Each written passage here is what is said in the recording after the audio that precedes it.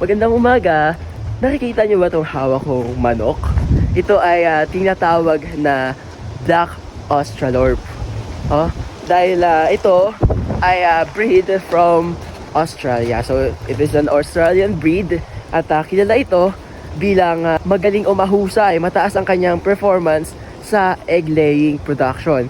Sa natural na setup ay nag-lay ito ng 364 eggs per year. So isipin nyo guys na ang araw natin sa isang taon ay 365. So in conclusion ay kaya nitong mag-lay ng eggs araw-araw. Pero in modern setup ay nangingitlog ito ng 250 hanggang 300 eggs per year. At isa pa sa kagandahan nito ay ito ay cold and hot weather excellent. So ibig sabihin kahit na nandito tayo sa malamig na panahon, ay resilient sila sa tag-ulan o malamig. At of course, kapag ka-summer, ay resilient din sila. Kung titingnan ninyo ang kanyang characteristics, red ang kanyang comb and wattle o yung palong at yung kanyang sa ilalim dito. And then, kita nyo, black siya. Black ang kanyang kulay.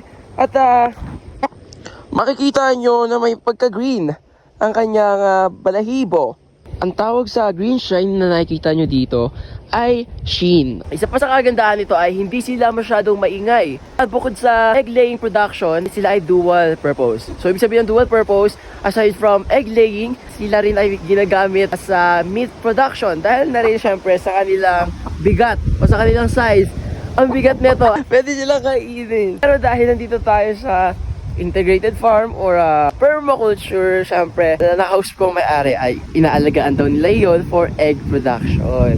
Yun lang ang ma-share natin ngayon para sa ating Black Australorp. At kung meron ka pang alam tungkol sa kanila, mga characteristics at iba pang mga magaganda at nakatutuwang impormasyon ay i-comment mo lang sa ibaba. Kapag sagana ang agrikultura, ang buhay ay maganda. Paalam!